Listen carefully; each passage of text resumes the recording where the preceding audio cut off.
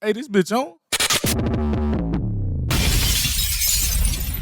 Rolex, cut it up. Rolex, buttercup. It's time for the hottest radio show and podcast. I just looked at my wrist, I got time today. With DJ Preme. It's time for Chef Radio. Yes, sir. Welcome to Started Here in the Far Podcast, man. You already know it's your host, the most DJ Preme is in the building. I always got my next guest in the building. What do I say all the time, man? Next guest might be the best guest. Go ahead and introduce yourself, big dog. Yo, it's the great unknown. What's up? Okay, man. So, always started off, ask everybody, how'd you hear about Chef Radio? I actually heard about Chef Radio by one of your past guests, Ray Blur. Oh, my guy. That's my guy. It's my guy, man. Shout out Ray Blur, man. What actually made you want to come on Chef Radio? Shit. First, he was telling me about the interviews and shit, and I was like, oh, that's dope. Yeah. And then he had showed me a couple videos. I was like, oh, that's fucking dope. And he was like, bro, get on. And that's a way to get you out there and get you all this other stuff. Honestly, I guess I could say I just started taking rapping serious this year. Like, my first ever performance was just before the start of the year. One of my favorite artists blessed me and brought me on the stage at his sold out tour at the House of Blues. Okay. That shit was dope. Shout out Westside Boogie. That's the man right there, dog. Sure. Big homie. That's tough, bro. That's tough, man.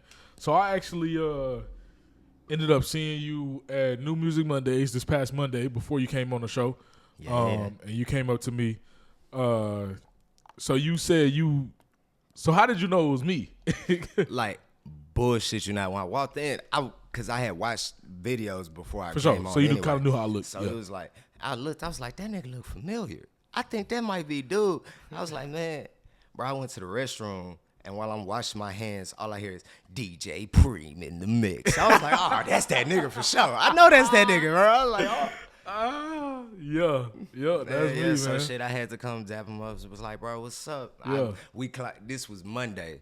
Yeah. We tapped in Thursday, dog. What's up? He was like, for real, what's up? Yeah. So, and shit, that kind of made me more comfortable coming through anyway, because sure. I met you and realized you a real cool dude, bro. Yeah, I appreciate it, man. It was all love, fool. I appreciate it, man. Yeah, so I'm in the fucking booth DJing. And, I don't really mind anybody really technically coming up to the booth because usually you don't stay long. So I was in there DJing New Music Mondays. Shout out them the Coalition DJs. But I was just in there. I wasn't DJing the whole night. I was just kind of like fucking around. And I was low-key like I really was fucking around. I wasn't really trying to go hard, go crazy. I was kind of just warming up the crowd a little bit. And niggas started fucking with what I was playing. I was like, okay, this shit kind of cool, whatever. And then you came up to me, and you was like, hey, bro, you DJ Preme. I got an interview on Chef Radio. And I'm like, nigga, what? Like, nigga, what the fuck? Like, because, I mean, for me, bro, when people see me out and they know me for Chef Radio, you know what I'm saying? That shit feel good because it's like, bro, you actually be watching my shit. You know what I'm saying? Bro. Like, I just got blessed with, not me per se. My mom's is kind of like my manager. She's my biggest fucking advocate. I ain't even gonna lie. I would be doing shows probably to 1, 2 o'clock in the morning. My mom's up with me and all the homies. We just up here jamming my music, all this other stuff, going to my events, all this other shit. She's always trying to network and all this other things because I am an introverted person. But like, bro, my mom's was at work chilling type shit, and like she was doing her rounds, doing audits on locations and shit. And like she went to this factory and they seen my mom and they was like, oh shit, cut the music off. And my mom was like, nah, y'all good, go ahead, play your music. My son's an artist, he's the great unknown, you know what I'm saying? He was like, for real? We was just listening to his new song Blow Up right now. She was like, what? My mom's called me on some Back to the Future shit. Was That's like, crazy. Son, they listening to your right. And like this happened like 3 times in that 1 week. And that shit was like amazing to me. Crazy. I just released that song like 2-3 months ago. Yeah. And I literally only have 3 fucking songs out right now. Man, that's a feel good feeling, man. You know what I'm saying? For sure. You know what I'm saying? It's kind of like people acknowledging your work a little bit. You know what I'm saying? Acknowledging that you good at what you doing. Hell yeah. You know what I'm saying? So when people, because I get that a little bit more often than I thought I would. when I'm out and I'm DJing or I might be out somewhere and somebody be like, bro, you DJ Preme or you do that, you chef. They think my name is Chef. And I'm like, my name is not Chef. They be like, you do a Chef radio or you Chef. What's up, Chef? I'm like, I'm DJ Preme, but what's good? And, you know what I'm saying? But that shit do feel good, bro. I ain't gonna lie. Like, I'm like, yeah, I feel accomplished and I also feel like, I'm not saying like a big-headed nigga. I feel like a celebrity because I definitely don't. It ain't like you made it, but at the same time, it's like, nigga, you on the right road. Yeah, bro. you feel the progression. It's them pats on the back. I Yeah, feel real that. shit. Show. Real shit, bro. How did you actually find out about New Music Mondays? You perform, right? Yeah, so honestly, outside of me getting pulled up from Westside Boogie, my very next performance, my homeboy, and it's kind of crazy with this nigga. My homeboy, shout out Baby Honcho, this nigga basically started rapping because of me and like started putting this shit out before me. So like I've been doing poetry my whole life. And like this nigga heard me freestyling, rapping, all this other shit. He was like, bro, you dope. And like this nigga hopping on the beats with us, wanted to get better and shit. Like he ain't just start off gifted and talented, all this other shit with a way of words. Hell, it was even a couple times we'll play a beat, turn it like, whoa, hold on. Change the beat, nigga. That's not good. We ain't keeping that. But like, bro started rapping and like started taking this shit for real and serious. And my nigga started putting out, this nigga got way more songs out than me. He started doing performance. He locked in with this movement called Low Key the Movement. And like, he started trying to put me on with them and getting me, anytime this nigga he tries to get me to perform.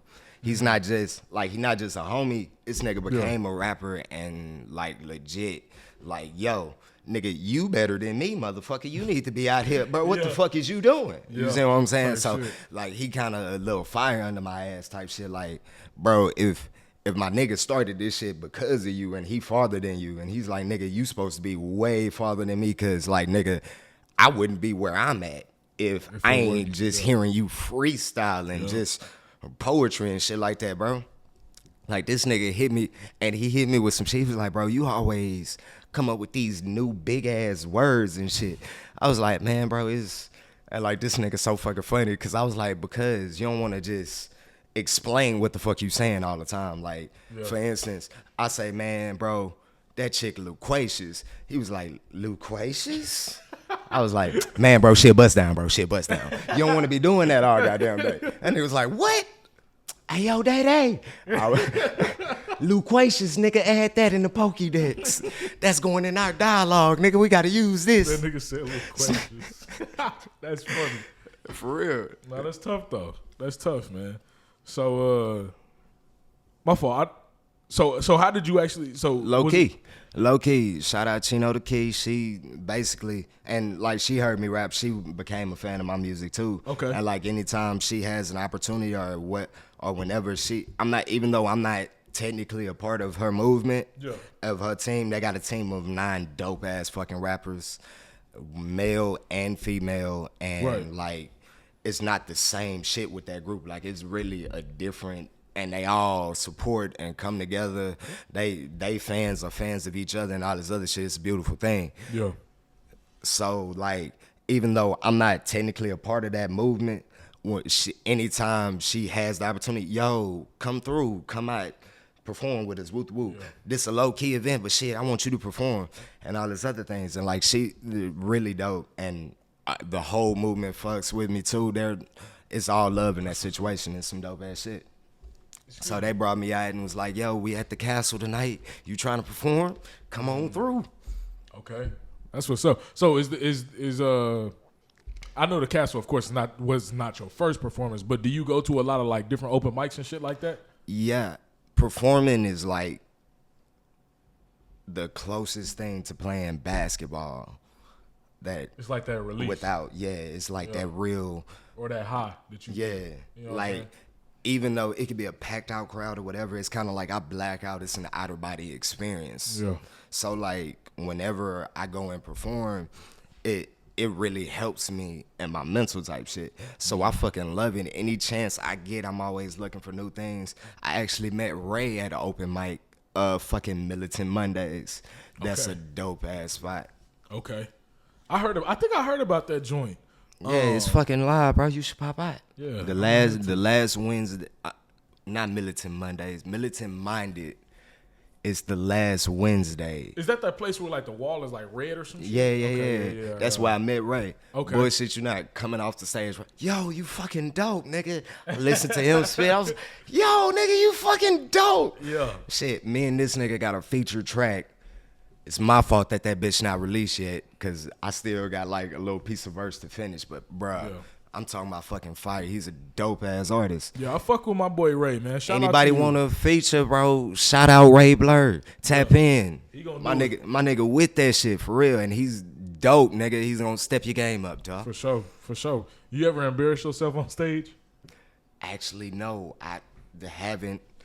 No, never mind. Scratch that.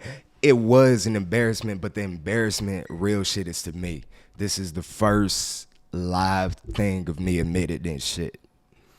Okay. So, Westside Boogie is an artist that's signed to Eminem. Okay. Shady Records. I'm a big ass fan of this nigga. Like, I'm talking, he's in my top 5 type shit. So, my first time, I met this nigga twice on tour. My first time meeting him, it was a flood. I couldn't get on. My ride couldn't come get me type shit. I was stuck. Out of luck, nigga. So, like, he seen me on the corner smoking my blunt or whatever, and he was like, yo, he remembered me from the meet and greet. He was like, yo, why you outside in the rain? I told him my ride can't get to me. It's flooded and shit. He was like, yo, for sure. Come on. He brought me up to the tour bus. I got to kick it with, first this nigga introduced me. Yo, shout out the little homie. He coming through to chill with us on the tour bus. I'm on the tour bus with all the opening artists, the DJs. I got to chop it up with him. That's like, crazy. He was a real dude. Like, I'm asking this man real questions because I want to say this is kind of me fresh out of high school. So I'm like, bro, let me think. I'm thinking about actually doing something with this rap shit because a bunch of people, 2019, a bunch of people was like, bro, you dope. You should do some shit. For sure. So I'm thinking about doing it. And, like, at this point, I ain't never been to a studio. He was like, yo, you rapping? You want to rap with Whoop? Well, shit, let me hear something. You got something recorded? I ain't have nothing for this nigga. Damn. So he was like, oh, that's cool, whatever. He gave me a bunch of advice. I was asking him questions. He answered all my questions, whatever. That nigga even poured me up my first cup of Hennessy. Like, real shit. And crazy, I was driving to the concert listening to a song called Came Up. Okay. Bullshit you not. It's a line on that song where he's like, I ain't letting niggas hit the Hennessy. I was like, that nigga poured me my nigga poured my first glass. Nigga, I'm him right now, dog. Oh God. So after that, 2022, he comes back on tour, and he remembered chopping it up when my mom's letting her know I'm safe. I'm up there with him and all this other shit. And my mom's a big fan of him too. Yeah. We came to the concert. Not only did he remember me, he remembered moms, all this other shit. Yo, that's what's up. Hey man, you still spitting? I was like, yeah. He lit the fire in my ass to go get in the booth. At this point, I've never fucking performed. I only have 2 songs out, never performed all this shit. But the song I performed with him literally was, I recorded a video, I know this hoe, backwards and forwards. I could spit that bitch backwards if I had to. Yeah. So he was like, yo, you still spitting? I was like, yeah. He was like, yo, I want you to spit for me later. I'm thinking it's gonna be in the back room or the tour bus type shit. Nah, this nigga mid-concert stopped. Yo, I want to take this time to use my platform to shine the light on some of y'all local artists. Nigga standing directly in front of me, pointing me out. The DJ remembered me. He went around to come get me and bring me up backstage and bring me up. And this nigga introduced me to the crowd, told everybody the story of how he met me, how he knows me, all this other things, shouted out moms. And then backdoor was like, now get off, spit your shit. I was like, okay. I'm gonna spit my song. I spit the first verse of my song, forgot half the verse. Like, legit, up there. Damn. It was so many people in the building. It looked like niggas was standing behind the bar, standing up, trying to see me. I was like, damn. And like, I spit my shit and forgot half my verse. I was so fucking pissed. But, like, it was a good cutoff point where I stopped or whatever. And, like, everybody was like, yo. I even gained fans and groupies from that shit. Like, real shit. People are still hitting me up from the concert today. Like, yo, my nigga. I had people notice me and all this other shit. So I'm like, that's fucking dope. Yeah. But nobody noticed except me, people who actually, if you was at the concert and you actually heard that song and you knew where I cut off at, you was like, that nigga picks up, he goes in right there after this point. Why you stop right there? Yeah. Man, I was pissed. And then after the concert, him and a bunch of opening artists, Bobby Sessions, nigga, Bobby Sessions has a Grammy with Beyonce and Megan Thee Stallion. They has, and this nigga does this shit from Dallas, Grip from Atlanta. It's some dope ass artists I really fuck with. And they like, yo, that shit was fucking dope. Dapping me up like, yo, you can spit, man. So I kind of got pats on the back from niggas I look up to spitting half a verse that I forgot. That was embarrassing as shit, and I was pissed up until like they laced me up. They're like, yo, that shit was dope. And nobody knew except for me and Moms. Mama, I forgot half my verse. I was pissed. I mean, hot, heated. Damn. Shit's crazy. Damn. That was embarrassing for me, but it was more so embarrassing just to be. Nah, it's crazy that Boogie actually remembered you, bro, because I'm sure he see a lot of people every day. Man, what? A lot of different people every sure. fucking day. Especially for him not to be here, not to live here. No, you know what I'm saying? All that shit. He come on tour. And niggas from Compton. Yeah. So, you know what I'm saying? And he do shows in Compton in Cali all the fucking time. Yeah. Him, the DJ, and Bobby Sessions, who was on both tours. And I'm gonna be honest too, like, I'm sure you're not the only person he go to different cities and do that type of shit for. You know what I'm saying? Shit like that. So for him to actually come back and remember exactly who you is, conversation, all that shit, man, that's love. That's real love, nigga. Nigga hugged moms and everything, bro. That's how you know you leave an impact on people. You know what I'm saying? Yeah, that's for real. Dope. For real. I fuck with that. So your rap name you said is The Great Unknown, right? Yeah, UNKNWN. So what is the story behind coming up with that? And it's kind of fucking crazy because it wasn't even like a bunch of fucking thought into it. Not as other shit. Mm-hmm. Like, I never wanted to do rap to be like, I want to be famous. I want to make a bunch of money. Whoop. Literally, most of my raps and shit like that comes from my emotion and poetry and shit like that. Mm-hmm. I do suffer from mental illness.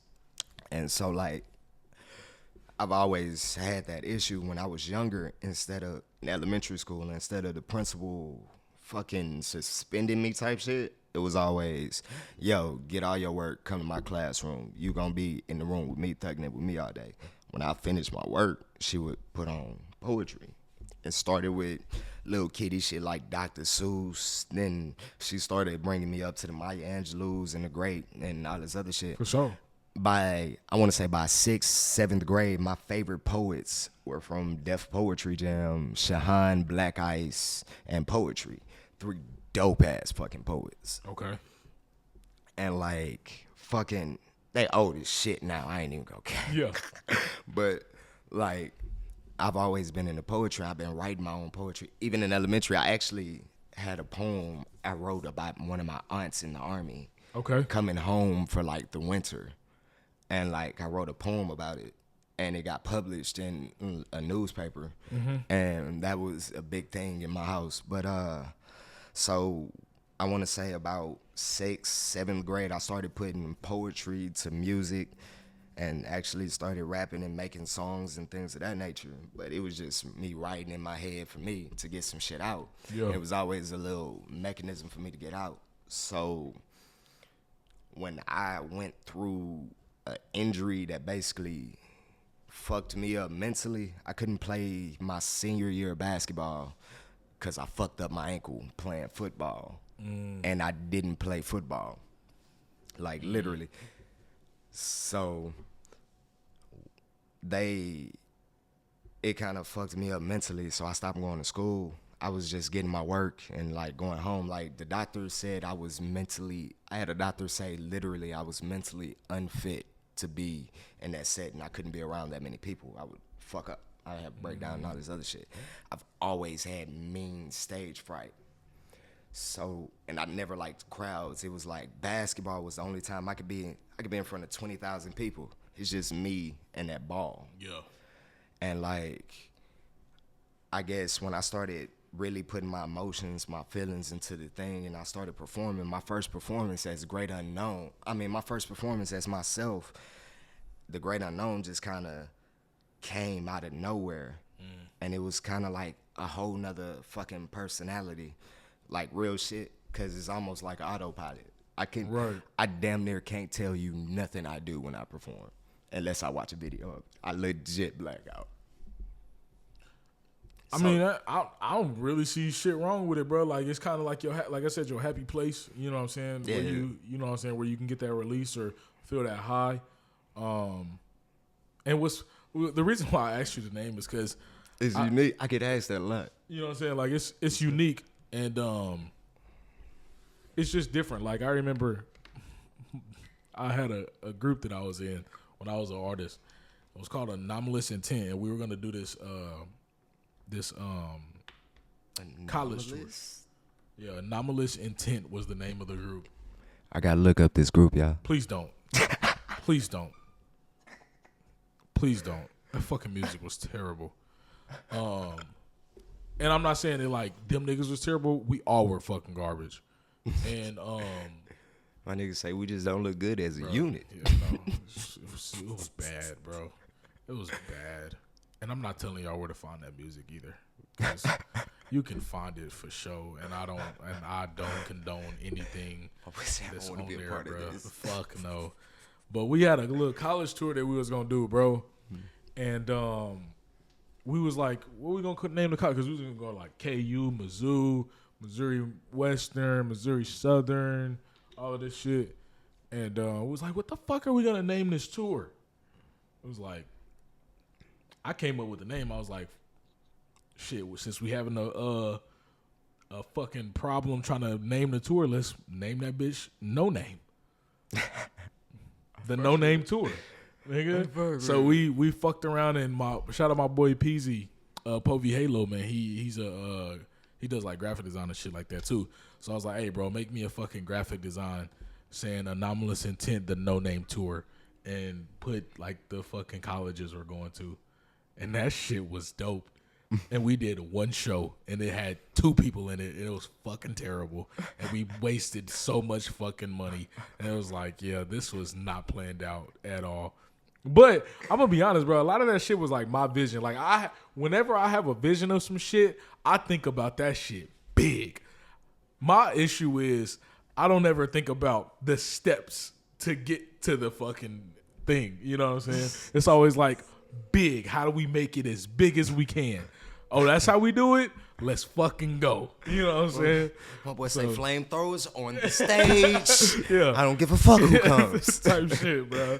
So, but yeah, man, we called it the fucking No Name Tour. And I like shit like that. You know what I'm saying? It's not like double entendres, but you know what I'm saying? Shit that, like, chef. It's actually like a person that cooks, but I named it something else. Well, it's the same name, but it's a different spelling, but it means something different. Yeah. You know what I'm saying? I like shit like that, bro. And the reason why I spell it like that is literally because, like, I had somebody say, do you spell unknown without the O? Because, like, you want to just drop out the void? Nah, bro, I was just trying to spell it different. I ain't even my cousin was like, what's your rap name when he recorded me first? Yeah. I was like, The Great Unknown. He was like, yo, that shit dope. How you spell it? Nigga, you don't know how to spell unknown? He was like, nah, bro, you gotta change that shit. You can't. Yeah. So that nigga, let's drop the O. And I like that shit. I ain't even gonna lie. And I fucked around, made a verse where I spell my name, and now it's so hard for me to spell unknown without saying nigga. Like, at the bullshit, you know. Just then when I spelled it, fought every bone in my body.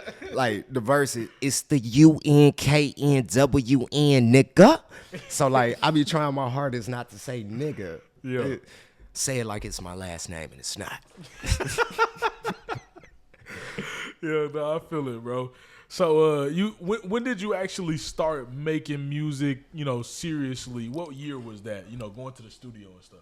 My first time going in a real fucking studio and making music legit was 2019, right after that Boogie situation. Okay. The first time. And shit, I made my first 2 songs that's out now. Slaughterhouse, Gone Without a Trace. Okay. So I know that. And then, like, pretty much after that, after the second time I met Boogie and had that performance and whoop the whoop, my homeboys was like, yo, see what I'm saying, nigga? I got fans now. They was like, when the next time you performing, bro? Where you gonna be next? I don't even have no new shit to perform. I ain't gotta go. So I started going to the studio, and like when I started going to the studio, I started going to different places to find out what's easier and what gels.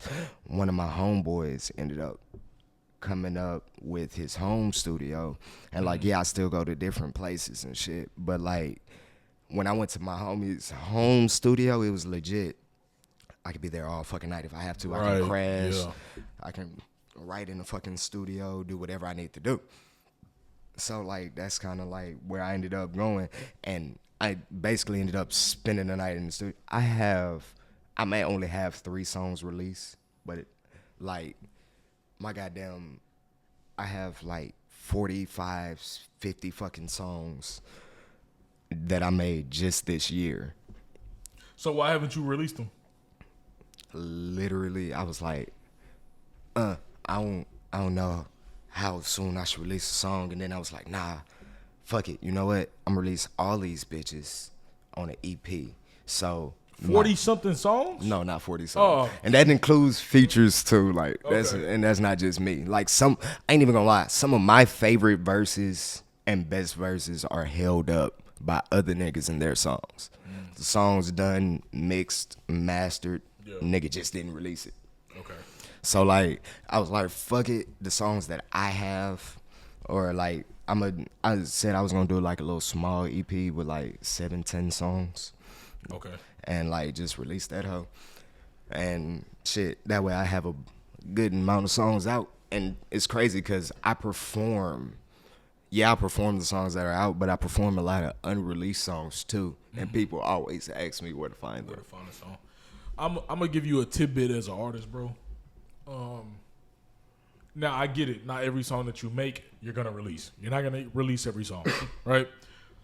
But if you have, let's just say you got 40, right? Let's just say, I know some of them are features, some of them are all of that stuff. But let's say you yourself have 40 songs. Right. Out of those 40, you should be releasing at least 35. Because, and I'm not saying you got to release it all at the same time, but they should come out consistently. The reason why, bro, is as an up-and-coming artist, you have no reason to sit on music. Why? You're not famous. You have no fucking reason to sit on music. I tell artists that shit all the time.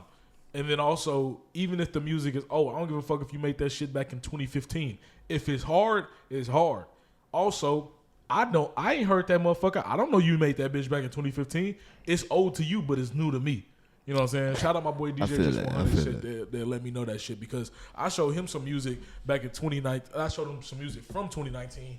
I think, was it this year or last year? He was like, yo, this shit is hard. Why the fuck haven't you put it out? I said, bro, this shit old, but also I'm not an artist anymore. But he was like, I don't give a fuck, nigga. This shit new to me. I didn't know you made that shit in 2019 until you said something. You know what I'm saying? I fuck with it. I fuck with it for sure. So I let artists know all the time that, you know what I'm saying, you ain't got no reason to be sitting on music, especially how fast music is produced. Music comes out every day. There's 50, 60, 70,000 songs that come out every fucking day. Every day. So with all that being said, why the fuck are you sitting on music? Because also, the way we are as a society right now, because of social media, people's attention span is so goddamn quick. Trash. Nigga, you'll be on one song for maybe a couple days, and then you on to the next. You'll be on one artist, and then you on to the next. You want to know why Lil Baby had his fucking stint? I think that was 2020, 2021, when that nigga was going stupid. He was going dumb. You know why? That nigga was putting out a song every fucking day. That nigga Lil Baby was going crazy in the clubs, in industry wise. That nigga was putting out 2-3 songs a motherfucking week. Albums, EPs, features, all that. That nigga was grinding like he was a no-name. I was like, yo, what the fuck going on with this nigga? You couldn't go nowhere without listening to Lil Baby. I remember. That year was that was the year of Lil Baby. Like, couldn't nobody touch that nigga, Lil Baby bro. ran that shit. You know what I'm saying? So, even if a big artist like that can do shit like that, I say a smaller artist, bro, should be even going harder than that. You know what I'm saying? Especially since you're not known. I'm not saying you in general. I'm just saying like smaller artists. Shit, I'm unknown either way it goes. So for sure, man. What's something that you actually want your fans to get out of your music? Honestly, shit, like I say, my music is pretty much written. Like at first I was saying I write my music for me type shit because it's written out of how I feel and my emotions in the moment, how that beat makes me feel sometimes, or all these other things. But I realized that other people resonate with your emotions and how the fuck you feel type shit. Like you may feel like you a piece of shit right now, or you might feel like you're the shit. You see what I'm saying? Like, nigga, ain't nobody in this bitch about to stop me, nigga. Facts. And it's 50,000 other motherfuckers somewhere that feels the exact same way. So at the end of the day, shit, I want you to feel however the fuck, I want you to get whatever emotion, however the fuck that song makes you feel and influence you type shit. Like if my song pisses you off, then it was written specifically to piss you specifically off. My song makes you feel good. My song makes you want to touch yourself. Then, hey, get in where you fit in. You know what I'm saying? I feel that. I will say, too, as an artist, bro, and I know, you don't strike me as the guy that wants to do this because, you want to be rich and famous. But at the end of the day, we don't just make music just for the hell of it 9 times out of 10. You know what I'm saying? Like, we love the music. We love the craft. We all love that.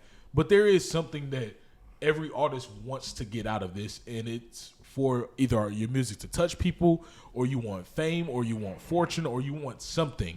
So with that being said, and I haven't listened to any of your music yet, but I know that there are a lot of people, a lot of good artists out here, right, that make great fucking music, but they aren't going to make it in the industry. What makes you think that you're going to make it? Shit, honestly, I'm not saying I don't want to make it because, hey, everybody want to make it. And everybody's definition of fucking making it is different. It's different, for sure. You see what I'm saying? So, honestly, I just want, what makes me think that I can make it or that I am is simply because, like I said, at the end of the day, I put my fucking soul on the track. It don't matter what the fuck I'm doing. Like, if I spit it, that's how I'm feeling in that fucking moment. You see what I'm saying? Like, it comes from a place of fucking passion. And I feel like if you spit it with a passion, the people gonna feel that shit. And if they feel that shit, they want that shit. You know? Yeah. So what do you do as an artist to make yourself stand out from other people? Because I know me as a DJ, I got auto-tune in my fucking mic. So if you know me. I'm one of them people, bullshit you not. I'm actually one of them people, like, I feel my voice is weird. I've always felt my voice is kind of weird and shit. But I've gotten a bunch of, yo, I like the way you sound and whoop whoop, and a lot of people like my voice and whoop whoop. So I was like, at the end of the day, I'm like, hey, just fucking rapping better than anybody that I like. I'm a competitive motherfucker. I'm not saying I'm like, when I say I'm the best, yeah, that's rap shit. You know what I'm saying? That's just rap politic type shit. But at the end of the day, like, and it's not me trying to be better than you and whoop whoop. I'm just natural fucking competitor. So like, if me and you are on a track, even if I'm on a track by my fucking self, if I finish that first verse, my second verse got to be 10 times better than my fucking first verse, or I don't fucking like it. Like I can't, like, I don't know why, but in my head I be like, nigga, you can't shit on yourself on your own shit. You really gon', like, I be talking to myself as if I'm two people when I'm writing my shit. Like, that first verse is one fucking perspective. Yeah, that's done. But you gonna let that nigga shit on you, nigga? You better come hard on this second fucking verse. You see what I'm saying? Yeah. So like, it's the competitive fire in me. At the end of the day, the shit I say may not be better, the way I deliver my line may not be better or whatever. But shit, I'm going to try to outdo my drive to be the best and my drive to outdo whoever the fuck I'm up against. If I found out I'm arrogant because my homeboy, my mom's and my homeboy was like, yo, you arrogant as shit. Because, nigga, how you feel about yourself playing basketball? Without hesitation, I'm a god. My nigga was like, how you feel about the people on your team? Oh, yeah, we dubs. We gonna win. Now, them same people, that same team, trade you. How you feel about that team? All of them garbage. Can't nobody stop me. I'm a god. That nigga say, you see the arrogance? I was like, oh, my God. I'm arrogant. Yeah, but like, but like for real though, that's just that mentality that I was born with. And you gotta have that confidence too, man. You know what I'm saying? You gotta have that confidence in yourself, in your music, in anything that you do. Because if you don't, you won't fucking succeed at all. Because if you watch my shit, what do I always call my shit? The hottest, the biggest. Is it? Yep. And can't nobody tell me otherwise. The fuck? Hey, nobody tell me. And it's not even arrogance or whatever, or me trying to shit on niggas. It's just not letting the motherfucker bust your bubble. That's how that goes. Nigga, my shit is the hottest is the biggest. What's good? The only way my bubble busting is to get bigger, nigga. We inflate. Facts. And I don't give a fuck. You can come with receipts, nigga. You can't prove me wrong, nigga. That's my opinion all the way. You know what I'm saying? I know you ain't been in the game too long, especially when it comes to creating music in a studio. But if I was an artist just starting off today, what's the best advice you could give me if I'm going to the studio? Shit, going to the studio, some of the best advice I can give you, period, would be, write that shit and don't write like whatever you wrote, or if you freestyling or whatever you doing, you gotta fucking feel that shit. Because if you don't, then nobody else will. You know what I'm saying? You can't expect a motherfucker to be like, yo, that shit dope if you think your shit trash. You think your shit trash, how you gonna sell and deliver? Your delivery is everything. Facts.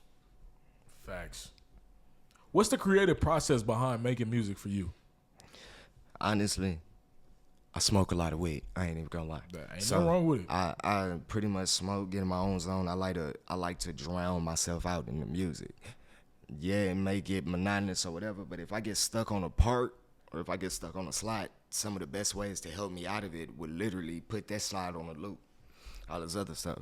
And also that's going to help you with your cadence, timings, deliveries, how you want that particular line to sound and all this other shit. For sure. What do you think about the state of the industry right now? You think it's in good hands? I don't listen to the radio at all. I'm not even. You don't listen to? Not even just the radio, just like music. A lot. No, I listen to music, but I'm not even gonna lie. Like a lot of the new shit, and it's my personal opinion. I don't want to get attacked for it, but honestly, a lot of new shit is trash. Like it's motherfuckers. You aren't wrong. It's motherfuckers who bullshit you not. Lil Uzi. That I just want to rock song with Lil Uzi. Bullshits on the majority of his fucking songs, and he makes millions. This nigga can actually fucking rap. Like Lil Uzi can spit like for real, but this nigga will bullshit a song and just make some shit catchy, make you want to vibe and dance to, just to make the money. Yep. And that's what a lot of motherfuckers do. A lot of females just want to rap about shaking their ass and shit, twerking, eat this pussy, whoop the whoop. And pretty much that's what the girls nowadays want to do or focus on. And hell yeah, you a woman. Do your shit. You can do it what you want to. Honestly, you can. That's cool. But it's women that actually can fucking spit and like that. For sure. And just either you... And they don't get the same attention or recognition unless they do that shit. Honestly, even the males, bro, they're not gonna. This great rappers aren't gonna get the attention because that's not what's popular. You know what I'm saying? And I'm not saying that you did this, but like I was talking to my guy, Yuri, the producer, on one of my other episodes, bro, and I was like, well, and even on one of my roundtables, I was like, I cannot get upset because I don't really listen to women rap because I don't like it. The Sexy Reds, the Ice Spices of the world, I don't really fuck with it. And one, like China said, it's not for me. It's for the women. But I also said I can't complain and I can't bitch about women rapping the way they rap or rapping about what they rapping with my favorite rapper doing the same shit. You know what I'm saying? With my favorite rapper talking about smoking a op, putting the op in the pack, doing this. That's all the niggas rapping about. Bitches getting money, like the same repetitive ass shit. I can't get mad at the women for talking about their lifestyle and what they want to do and fucking on a nigga and shaking their ass, popping their pussy and all of that other shit. With my favorite rapper talking about putting a nigga in the pack. Now, yes, that may have been his life and it may still be his life, but in the same breath, it's still you rapping about bullshit. And either way, you ain't gotta say it the same fucking way that's been like, bro. Facts. Come up with some new shit. Come up with different what's name. Man, I that's why I don't listen to Jay-Z, but I do respect Jay-Z. I respect everything that this nigga has done. But there was one line he said in God Did, DJ Khaled song. He said, Lord, forgive me for what the stove did. And I'm like, you know what, bro? I fuck with that. Why? Because you still was talking about what you had done, but you made it into a better way. You know what I'm saying? Yeah. You know what I'm saying? But I feel like a lot of rappers, bro, they don't know how to express themselves in that light. You know what I'm saying? Fucking J. Cole is one of my favorite rappers. One of the coldest things this nigga has done. One of my favorite J. Cole lines is when this nigga called himself Rap Jesus without calling himself Rap Jesus. Real shit. This nigga say, I'm the rap Moses, scratch that Mary and Joseph's son. That nigga called himself Rap Jesus. Yeah. So, you see what I'm saying? Yeah. Me wanting to pay homage to that fucking line and wanting to do something similar, when I made a fucking bar like that, it wasn't I'm the Rap Moses or something like that. Shit, I legit say my shit so legendary, you would think my mom's was Mary. I'm mixing blood inside of Crips to resurrect the buried. That's a simple bar. It's not the same.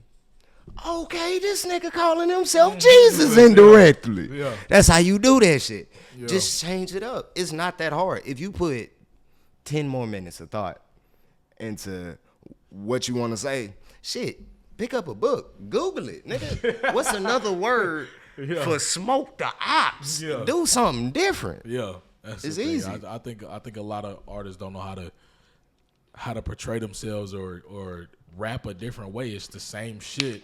You know what I'm saying? Just a different song and different beat. That's why a lot of motherfuckers fell off a Lil Baby. Before that, what's the name? Because that nigga legit that nigga can rap, but that nigga legit got the same fucking flow. Every song. Every fucking song. Every song. But you know what it is, bro? When niggas was fucking with it, what's that old saying that they always say? If it ain't broke, don't fix it.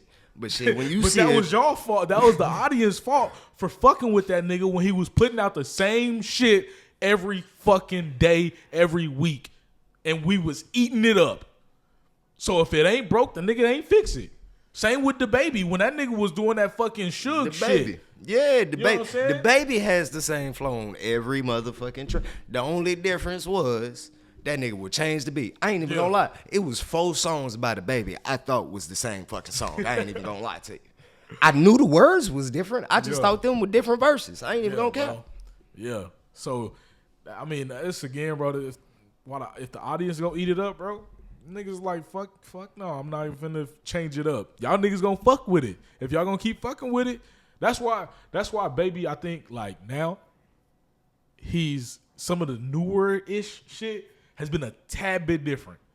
Because he know, like, all right, that old shit kind of played out. They ain't fucking with that no more. I ain't gonna lie. But he squads that shit dry. Yeah, but shit, he did his thing, though. I can't cap. That nigga made his money. That For nigga sure. fucking made his money. I ain't gonna lie. Somebody I wish would go back to that old shit, honestly. Lil Durk. I ain't even gonna lie. I fuck with Durk so heavy. I don't fuck with auto-tune Durk as much as I used to fuck with old school Durk. I fuck with both. Like, I ain't even gonna lie. That nigga Durk used to be. Like, I fuck with Durk heavy, too. But this nigga funny. I ain't even gonna lie. Like, now it's more comical. That nigga be saying some shit. I mean, that nigga be saying some retarded shit. Oh, bro, that nigga That said, nigga be funny as fuck. What that nigga say in that fucking? It's called. You got a song on it. Not this past album, but this album before that. He said it's called "Set It Off." He said, "I finally fucked a bitch. I want her pussy dookie." Dirk, what? My nigga, what did you just say? That nigga said, "I finally fucked a bitch. I want her pussy dookie." And he said it just like that. I was like, Dirk, what are you talking about, bro? Where do you come up with this shit? But I will say, Dirk is one of the most, and a lot of niggas might. That's another nigga that can rap though. That nigga creative though. That nigga do. That nigga is creative with the shits, and I fuck with it. Hold on, time out. Enzo, come on, dude. You know where to be. Go to the cage or something. Fucking goofy ass dude. But yeah, no, I fuck with my nigga Dirk, man. One thing that I will say too, because I'm gonna tell you this, while you're talking about like the Jesus raps, the Jesus bars, bro. One nigga that said a bar that had me like, oh my God. One nigga that had me like, oh my God, was Joyner Lucas. I don't remember. That's one of my favorite fucking rappers. Fuck with Joyner heavy. Joyner stack. Dude. Yeah, I fuck with Joyner heavy. This nigga, I don't remember what song it was. That nigga said, I've been in the ghetto with a devil's prayer to God. I could tell you exactly what song. I could rap that song better than most of my songs. Ultrasound on 508. Joyner, when he said that shit, that I've been in the ghetto with a devil's prayer to God. Hold up. And I was like, nigga, whoa, what? Nigga, do you know how motherfucking bad that situation has to be? Nigga, I don't want to go to Boston. That nigga said the devils are praying to God. That nigga. Bro, what the fuck? That shit was so monumental. He said that shit 3 times and cut off the 3rd one. I was like, yo, this nigga. That nigga hit that shit. That nigga ain't give a fuck. Bro, you gotta be in a fucked up ass situation for some shit like that to happen, bro. Like, he said the devils praying to Lord and myself. The motherfucking one nigga that despises the Lord the most. The Lord praying to the nigga? What? It's crazy. It's crazy. What the fuck? Yeah, nah, that's like motherfucking niggas that were to make America great again has fucking with Trump, and all of a sudden they like, yeah, I fuck with Biden. Wait, nigga, what? No, you don't. That's not. No, you don't. You know what I'm saying? Like that's you can't. Shit just don't go. How you gonna lie like that? Shit, bro. Shit just don't go together, bro. You know what I'm saying? You think social media has fucked up the game for artists? Or you think it's helped it? Well, I mean, it depends. Because, honestly, like I said, me just starting out, not doing a bunch of performances and shit of that nature, going, like, social media is the way I found a bunch of places to perform, go do some shows and shit like that. Honestly, I'm fucking trash at promoting myself. Oh, okay.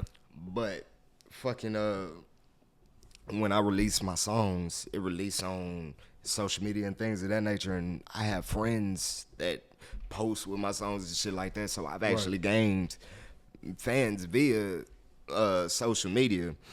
But shit, honestly, unless you just out here with hundreds of thousands of fucking followers, depending on or paying for promotions and shit like that, the biggest way to gain any fan base or anything like that, I would say, would actually be going out and performing, interacting with crowds. It's still nothing that beats that, if you ask me.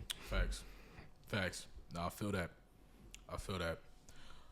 You got any upcoming songs you about to put out, or EPs or anything like that? I'm actually releasing my EP. It's called Look Here, September 24th. Ooh. Okay. So what's the story behind that one? Like, what's the process behind making that album? Why did you choose certain songs to be on that, or EP? My bad. Why did you choose certain songs to be on that EP? What's the theme behind it? Literally, it's just the thing behind is, I wouldn't say it's a particular thing. If anything, it's just a bunch of different sides, I want to say, of me. You know what I'm saying? Just me letting out and releasing pieces of myself. And that's the whole concept of look here. I say look here a lot, too, especially, like, you know, if you piss me off and you talk, look here, motherfucker. Okay, motherfucker, look here. So, you see what I'm saying? So, it's kind of like, it's meant to be like, cause more attention to the great unknown. You know what I'm saying? I got you. That makes sense, man. I know we almost an hour deep in this thing, man. I'm going to ask you one last question. It's the question I ask every artist that comes on the show, almost everybody, whether you're artist or not. When you do make it big and you see your name on billboards and all of that, bro, are you from Houston, right? Yeah. Okay. H-Town, Acres home, born and raised. For sure. So when you see your name, you big time, all of that, do you plan on coming back to Houston to do something for your city? If so, what is it? Yeah. Actually, I want to help build homes for low-income families, because gentrification is real, even down here in the South type shit. Like, it's motherfuckers moving into my hood, tearing down houses with yards, taking out people. I know whole families that's having to leave 4 and 3 bedroom homes to go to apartments and shit, and being displaced because they want to come build these high price ass condiment bullshit houses, bro. And like, it's so many ways where you can cut back. Like, for instance, container homes. That's an amazing fucking way to cut back on, you know, actually, what's the name? My mom actually has a nonprofit where, like, she gets grants and tries to do work and help out the community. So I want to do more with that. Yeah. Continue my work with the nonprofit By Our Hands, and fucking come up with a production company, Abstract Entertainment, so I'll be able to put my people in positions of power as well. Yeah. I don't believe you made it if it's just you. You see what I'm saying? Yeah. You and all the people you love. If you and all the people you love is all right and in a position to take care of each other and be all right, then you good. You know what I'm saying? For sure. Nah, I feel you on that, bro. I have a homie that lived in L.A., and she ended up telling me, like, you know, the SoFi Stadium, right? Mm-hmm. So I guess they ended up taking down, like, a lot of homes and, you know, kicking people out their houses just to build that stadium and some old shit. You know what I'm saying? It's crazy. Supposedly, and I don't quote me on this shit because I don't really fucking know. I'm not from LA, but apparently, like, where that area is, where SoFi and all these other places that they were building, that wasn't like a good place. You know what I'm saying? That was like low key, like, run down. But now it's like stupid expensive if you want to even like fucking try to live near it. You know what I'm saying? And then also, if you have not been to LA to see this fucking stadium, it is massive. That shit is huge, bro. So I'm thinking about like all of because I'm not even thinking about just the stadium. I'm thinking about parking, thinking about restaurants they possibly put around, apartments, houses, all of that stuff.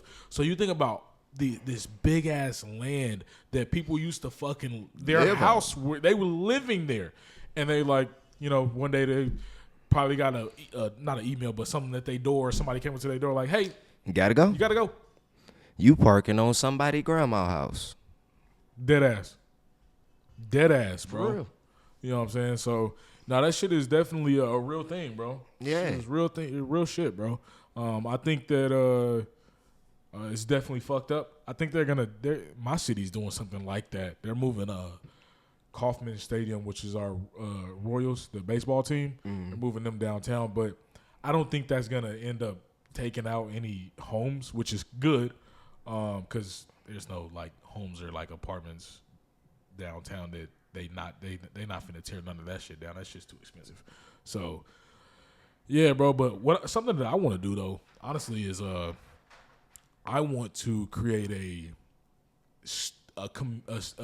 music community. So, like, have a place where there's like 60, 70, 80 studios in it. a place where you can go get lessons, DJ lessons, get classes about how to be a A&R or a producer or a manager, you know what I'm saying, publicist, all of this stuff, anything industry-wise, you can come to my place and, you know, get learn. You know what I'm saying? Learn to get that shit. And shit like that. So, and that's well needed because motherfuckers really out here just bumbling. Like, yeah. If you don't know what the fuck you doing, it's just shoulders until you find out. Yeah, for sure, bro. And it's a lot of shit that, you know, artists need help with, bro. And Hell yeah. one big-ass thing that I definitely want to help artists with is performing, especially, like, up-and-coming artists. They don't know how to perform. And that's a big part about being an artist, bro, because I can say I watched Lil Baby when he first performed. That nigga was terrible. That nigga was garbage, bro. And he was popping. Like popping. This was like back when I can't name the fucking album, but like that song on there, Pure Cocaine, was on there. When you're rich like this, you gonna check the forecast every day. It's gonna rain. That shit. And I was like, bro, this nigga is terrible. He's just walking back and forth with a mic in his hand, big ass baby chain, and that's it. His dancers did better than that nigga. I was like, what the fuck? So I think also artists, you know, they need to know, all right, you have a dope song or a hype song and shit like this, it's okay. You're not Travis Scott. You don't have to rage because people are not going to rage to your shit because they don't know it. So you know your audience, you know what I'm saying? Like just teaching artists about, you know, certain shit like that. And again, big part is performing. But yeah, bro, go ahead and shout yourself out, man. Tell everybody where they can find you, find your music, all of that, bro. Yo. It's The Great Unknown. You can find my music out on all platforms. Spelled The Great Unknown, The Great, UNKNWN. And you can hit your way up on IG at SmokedOut.Vibes. For sure, man. For sure, man. I appreciate you for coming on the show, man. Y'all stick around. Y'all already know Dessert Mix up next. Keep it locked. It's the hottest. It's the biggest DJ Preme. It is Chef Radio.